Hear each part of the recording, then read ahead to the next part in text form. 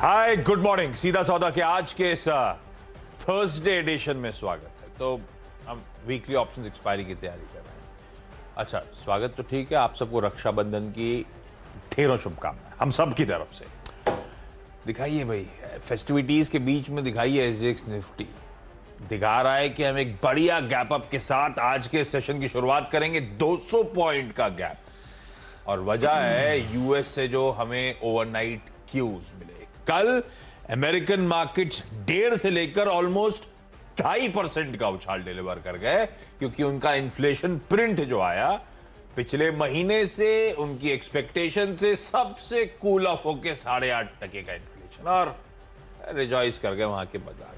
हमारा mood sentiment तो वैसे ही पॉजिटिव था, बस थोड़ा सा चिंगारी लाने की जरूरत थी, वो मिल गई है। 200 पॉइंट। अब ये सवाल ये कि 200 पॉइंट के गैप के बाद करना क्या है, ये डाउटफुल है।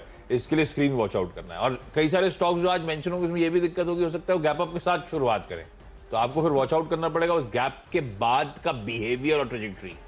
तो हम तो कल की क्लोजिंग के ऊपर दिखा रहे हैं कि ग्रीन होगा या रेड होगा, लेकिन आपके लिए मुश्किल हो जाएगी ओपन कहां पे होता है, तो वो जरा आप वॉच आउट करिए। लेकिन ये तो बहुत आगे बढ़ गया। मैं पहले मूड कैसा है भाई? मूड अच्छा है, और आप डाउट क्रिएट मत करो।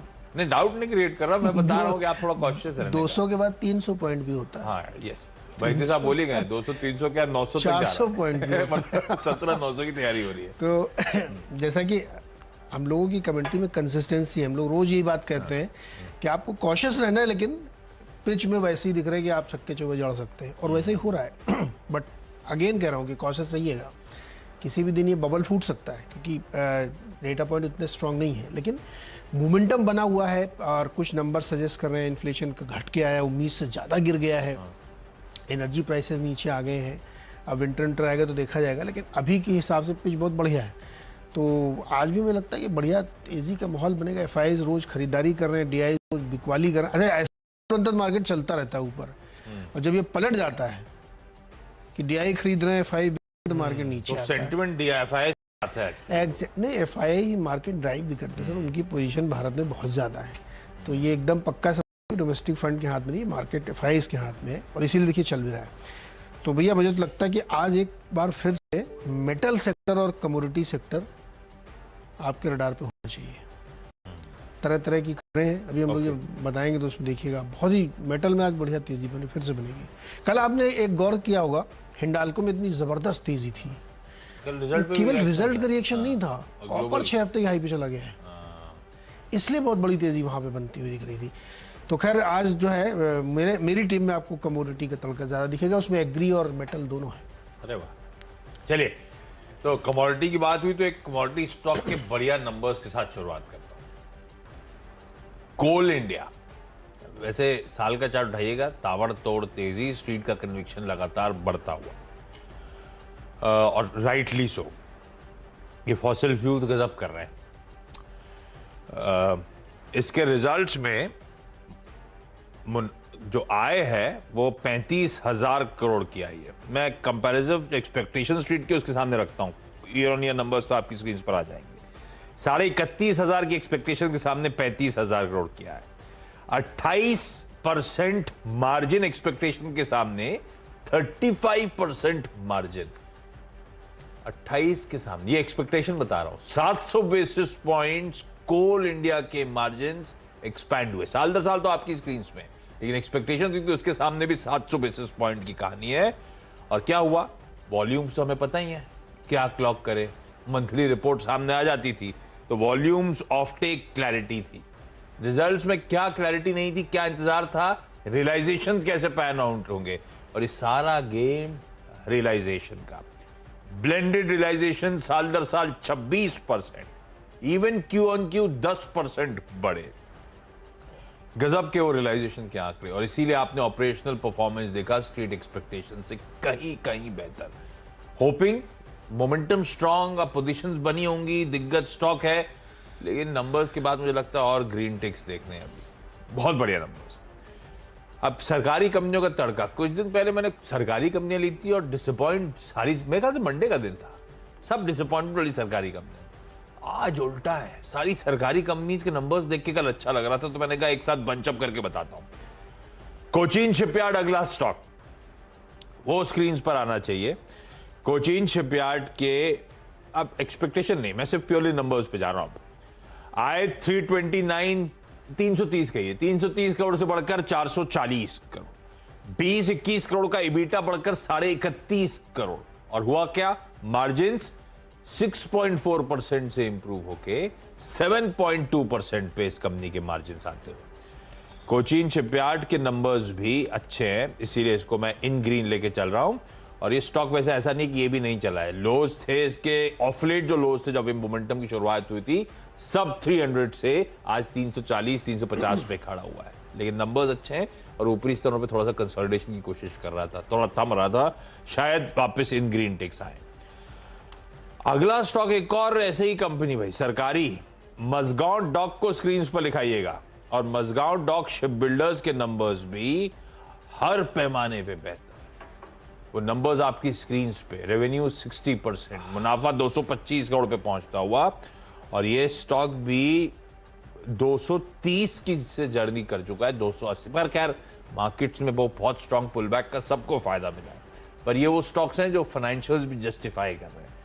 तो ये तीनों सरकारी कंपनीज के साथ शुरुआत करी, कौन से, Coal India, Cochin Shipyard, Mazagon Dock Ship Builders, हरा रखा है इनको। ओके, तो कमोडिटी की हमने बात की, तो कॉपर के प्राइसेस में हिंदुस्तान कॉपर लिया, हिंडाल्को भी जोड़ लिया इसमें, कल बढ़िया तेजी से बनी थी। 6 वीक के हाई पे चल रहे हैं कॉपर प्राइसेस, और 3.6 पर पाउंड के ऊपर निकल गए हैं, जो कि 6 हफ्तों का उछला स्तर है। एक और चीज़ इसमें आप समझिए, कल जो चाइना का डेटा निकल के आया है कि वहाँ पे जो शंघाई फ्यूचर एक्सचेंज में है, उसमें 79% के ड्रॉप हुए हैं वेयर हाउस इन्वेंट्री, जनवरी के लोस पे चले गए हैं। इस तरीके से कीमतें बढ़ने के संकेत अंदेशे इसमें सामने देखने को मिल रहे हैं। तो इसीलिए मैंने कहा था कि मेटल्स में ध्यान रखिए, कल हिंडाल्को की बड़ी रैली का एक बड़ा कारण ये भी था। तो आज भी चलेगा, उसमें कोई दिक्कत नहीं, लेकिन आज हमने हिंदुस्तान कॉपर चलेगा कि कम चला, तो हिंदुस्तान कॉपर पे आप ध्यान रखिएगा, हिंडाल्को भी चलेगा, वेदांत भी इसमें चलेगा। दूसरा स्टॉक हिंदुस्तान जिंक है, ये भी कॉपर है। देखिए हिंदुस्तान जिंक के लिए क्या अच्छी कि सिल्वर की कीमतें 5 हफ्ते की ऊंचाई पर चली गई, गोल्ड भी देखिए हल्के हल्के 1800 के लेवल पर पहुंच गया है, $20 पर आउंस के हिसाब से इनके दाम पहुंच चुके हैं, जो कि एक 5 वीक्स की हाई की रैली है। और ये सब का एक बड़ा कारण वो यूएस का इन्फ्लेशन नंबर नीचे आया ना, उसकी वजह से आना है। और एक चीज़ ध्यान रखिएगा, डॉलर 1 महीने के लोएस्ट लेवल पे है, तो जब भी डॉलर कमज़ोर होता है आपकी मेटल रैली शुरू हो जाती है, जब भी डॉलर कमज़ोर होता है आपकी एग्री कमोडिटीज़ की रैली शुरू हो जाती है। तो वो आपको देखिए दोनों में दिख रही है, जिंक में भी वैसा ही हुआ, और हिंदुस्तान जिंक इसलिए क्योंकि सिल्वर के सबसे बड़े रिफाइनर हैं, तो यहाँ पे इसमें ध्यान रखिएगा।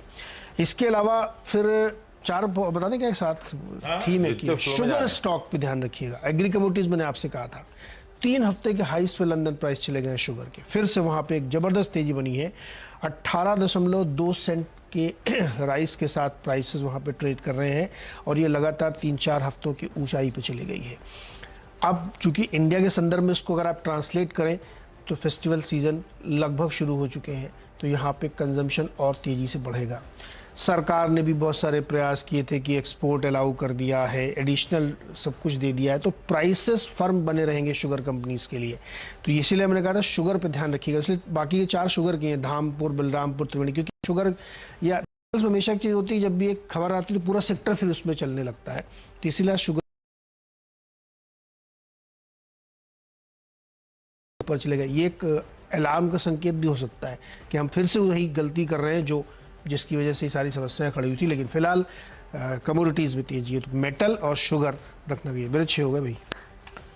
अरे वाह भाई साहब, मेटल और शुगर से निपट गई इनकी पहली आधी। आज तैयारी करके आए थे, दिमाग लगाने की जरूरत नहीं थी, फिर तो सेट हो गया, सेक्टर पकड़ लिया। रात में मैंने देख लिया मेटल में डॉलर वीक हुआ, मेटल चल गया, मैंने कहा काम हो गया, अब क्या दिमाग लगाना। तो मैं लगा रहा था दिमाग, तो उसमें अब अगला स्टॉक जो था, अब ये अभी आज तक न्यूज लेके गई कि डीजीसीए ने नोटिफिकेशन दे दिया है प्राइस कैप हटाना। प्राइस कैप हटाना पॉजिटिव होता है, बट नॉट नेसेसरली कीमतें बढ़ेंगी। डीजीसीए ने क्या किया था, कोविड टाइम्स में एक not so general measure use करा गया था, वो था मिनिमम और मैक्सिमम प्राइस बैंड का। तो सुनने में प्राइस कैप हटाना अच्छी खबर है। इंटरग्लोब को तो रख दीजिए स्क्रीन पे, पसंद वैसे ही आ रहा है, तब सेक्टर के टेलविंड जो इसके फेवर में जा रहे हैं।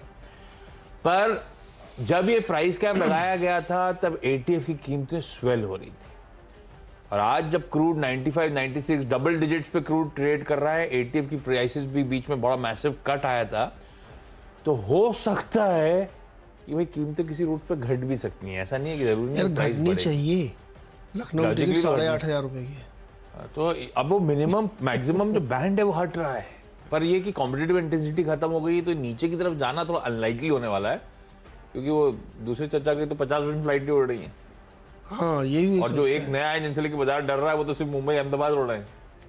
तो अभी तो इनकी चांदी है। तो अब देखते हैं ये प्राइस, तो ईदर वेज है, ये मिनिमम मैक्सिमम दोनों बैंड हट रहे हैं।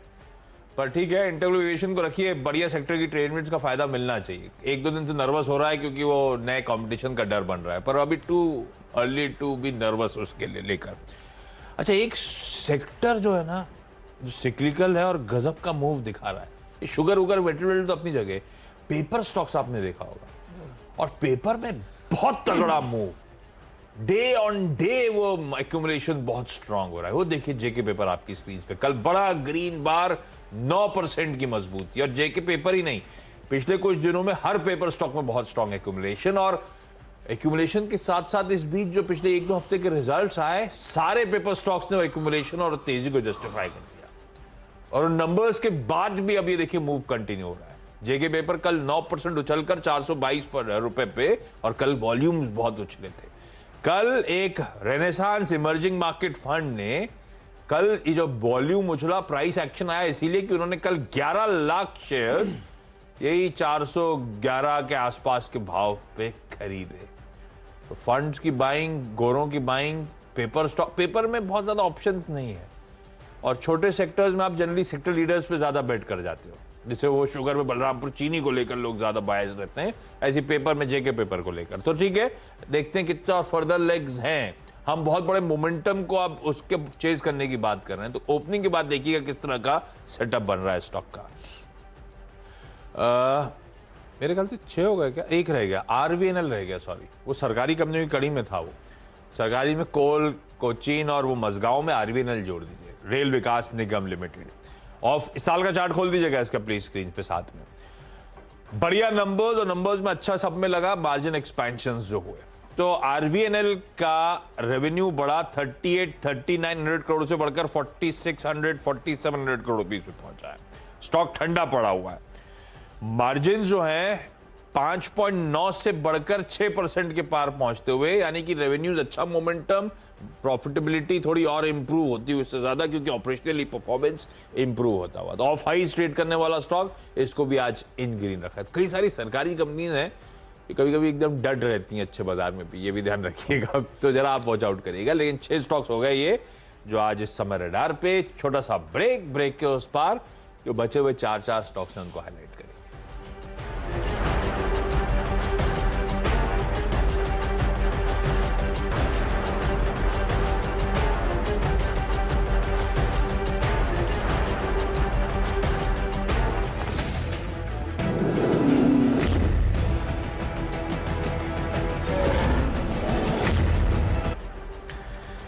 स्वागत है एक बार फिर से आपका। और जैसा कि हम कमोडिटी की चर्चा कर रहे थे, उसमें रिजल्ट भी जोड़ लिएगा। कंपनी आरबी डेनिम क्या बनाते हैं, जीन्स वाला कपड़ा, और इनके जो नतीजे आए कल वो आए 117 करोड़ का इनका रेवेन्यू आया है, जो कि 46 करोड़ से बढ़ के आया है, डबल से ज़्यादा।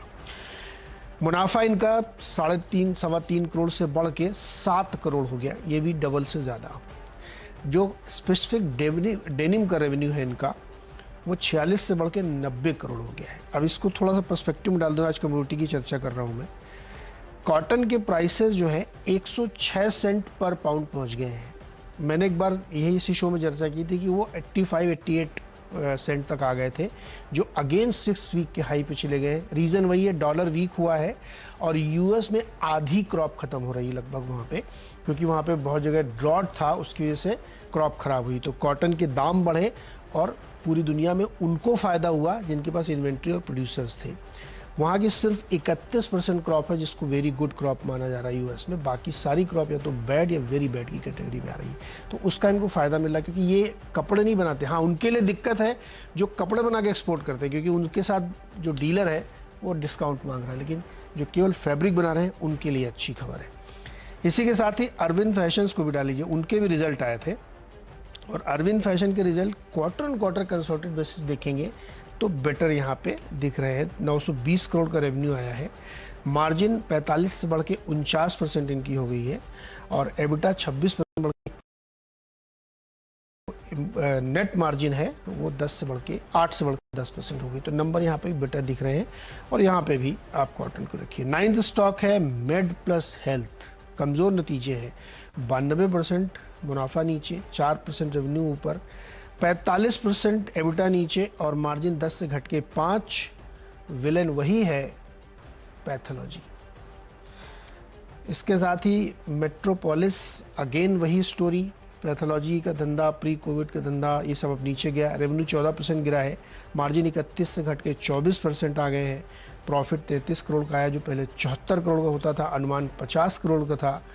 ऐसा लग रहा था कि मार्जिन 26% रहेगी लेकिन वो घट के 24.5% पे आई। तो नतीजे यहाँ पे भी काफ़ी वीक है। हालांकि ऐसे कमज़ोर अनुमान लगा, लेकिन कमज़ोर अनुमान से भी कमज़ोर नतीजे आए हैं और यही सब पैथोलॉजी वाला जो डिसरप्शन चल रहा है इस समय, उसका असर आपको मेड प्लस में भी देखने को मिल रहा है, मेट्रोपोलिस में भी। ओके, तो रखिए इन स्टॉक्स को रडार पे। अच्छा, अब कुछ कल लार्ज ट्रेड्स हुए थे, उसमें एक ट्रेड तो क्या चल रहा है मैं डिस्कस भी हुआ था हर्षदा और वीरू जब शो कर रहे थे कि लार्ज ट्रेड्स हो रहे हैं और एक स्ट्रीट बुलिश हो रहा है कि शायद प्रमोटर्स के विवाद सुलझ रहे हैं। वो लार्ज ट्रेड की अपडेट्स है, मैं किर्लोस्कर ग्रुप की बात कर रहा हूं। पहले तो ग्रीन में रख दिया है। पहला है किर्लोस्कर न्यूमैटिक, वो जो एयर कंडीशनिंग के कंप्रेसर्स वगैरह सब बनाने का काम करती है। तो ये एक इंटरेस्टिंग प्रॉक्सी बैठ हो जाती है air conditioning as a space पे। कंपनी अच्छी है, इसमें कोई दिक्कत नहीं है, लेकिन प्रमोटर्स के इश्यूज थे शायद। कल क्या हुआ, इसके प्रमोटर कैटेगरी में दो लोग नजर आते हैं, दो टाइप ऑफ फैमिलीज, एक किर्लोस्कर्स, दूसरी कुलकर्नीज। कल 3 कुलकर्नी जो प्रमोटर होल्डिंग में थे, निहाल कुलकर्नी, अंबर कुलकर्नी, ज्योत्सना कुलकर्नी, इन्होंने अपना पूरा चंक बेच दिया। तो वो ओवरहैंग एक तो खत्म हो रहा है शायद, दूसरा बढ़िया तरीके से स्ट्रीट में एब्जॉर्ब हुआ। उनके बेचने के बाद स्टॉक 2% ऊपर था।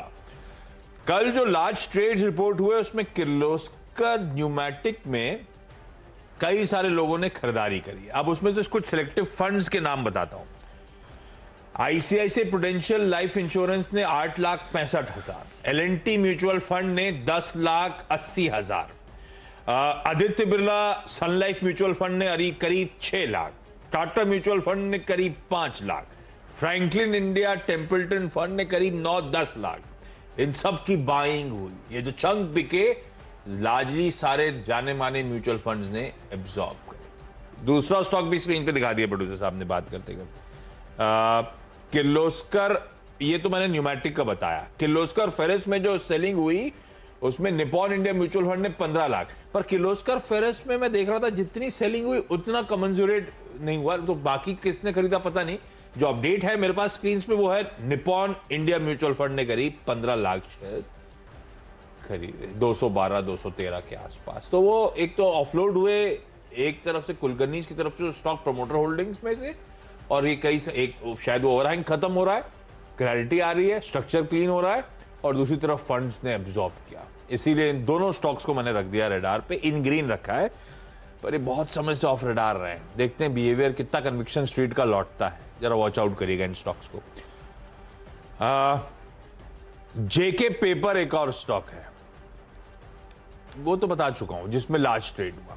तो ये 3 हो गए लार्ज ट्रेड वाले। टाटा मोटर्स और एचडीएफसी बैंक आखिरी में रख दीजिए 2। ये सिर्फ बहुत बढ़िया ग्लोबल क्यूज का, चाह तो मैं बहुत सारे आता, लेकिन फिर बहुत सारी न्यूज मिस हो जाती। ये तो फिर वो रब ऑफ वाले तो खैर आप पूरा बैंकिंग एज अ स्पेस रख लीजिए रेडार पे, कई सारी ग्लोबल एक्सपोजर वाली कंपनीज रख लीजिए, मेटल्स रख लीजिए। टाटा मोटर्स हालांकि अभी एक बहुत चैलेंजिंग सिनेरियो बन रहा है यूके को लेकर, जो इसका एक बहुत प्रोमिनेंट मार्केट है। पर यह भी कहा जा रहा है कि जब नए पीएम साहब आ जाएंगे तो कुछ रिवाइवल के लिए इन्फ्यूजन्स और तमाम स्टेप्स लेने की तैयारी होगी। होगा 5 सितंबर को शायद अनाउंस हो जाएगा कि कौन अगले पीएम बनने वाले हैं। पर वो अलग कहानी है। टाटा मोटर्स अच्छे ग्लोबल क्यूज के बीच में बढ़िया सेटअप है, धीरे धीरे करके बहुत अच्छा एक्यूमुलेशन हो रहा है। अब तो 450 के जोन्स पर आ गया टाटा मोटर्स। आप रखिएगा, आज शायद ये स्टॉक बेहतर परफॉर्म करेगा। और बैंकिंग स्पेस में HDFC बैंक, हालांकि सारे बैंक और ICICI तो बहुत स्वीट स्पॉट में, लेकिन क्योंकि गोरों की अब बाइंग लॉट रही है ना, तो थोड़ी एक टेलविंड HDFC बैंक स्पेसिफिक थोड़ा सा ज्यादा, क्योंकि इसने कुछ गोरों की सेलिंग का बाहर ज्यादा झेला भी है। तो इसीलिए HDFC ट्विंस रह रहे कि आपने देखा होगा CNBC आवाज के एक्सपर्ट पैनल के रडार पे भी आते रहे। आज HDFC बैंक इन ग्रीन रख रहा हूं अच्छे ग्लोबल क्यूज के बीच। ब्रेक का समय, ब्रेक के उस पार टीम्स का एक क्विक रैप अप।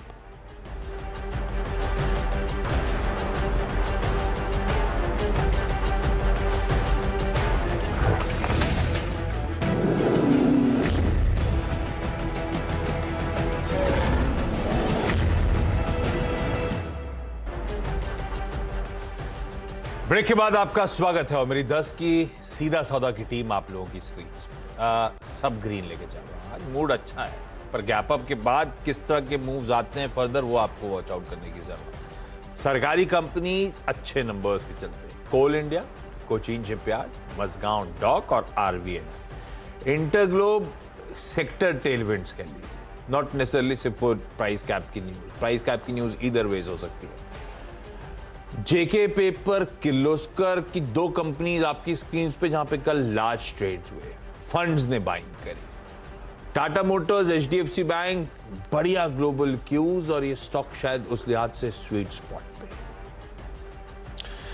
चलिए, कई सारे स्टॉक्स हैं जहाँ पे आपको बढ़िया ग्रीन ट्रेड देखने को मिलेगा। उसमें आज कमोडिटीज़ पे खास ध्यान रहना चाहिए। कॉपर, जिंक, शुगर, कॉटन, इन सब में ज़बरदस्त तेज़ी देखने को मिले। कोई 4 हफ्ते, कोई 6 हफ्ते की तेज़ी पे है। कुछ रिजल्ट्स भी शामिल हैं, जिसमें RB डेनिम के रिजल्ट, अरविंद फैशन के डेनिम बहुत ही बढ़िया निकल के आए हैं, तो उसको इनको फ़ायदा होगा। मेड प्लस और मेट्रोपोलिस के रिजल्ट कमज़ोर हैं अनुमान से भी ज़्यादा, तो यहाँ पे दबाव देखने को मिल सकता है।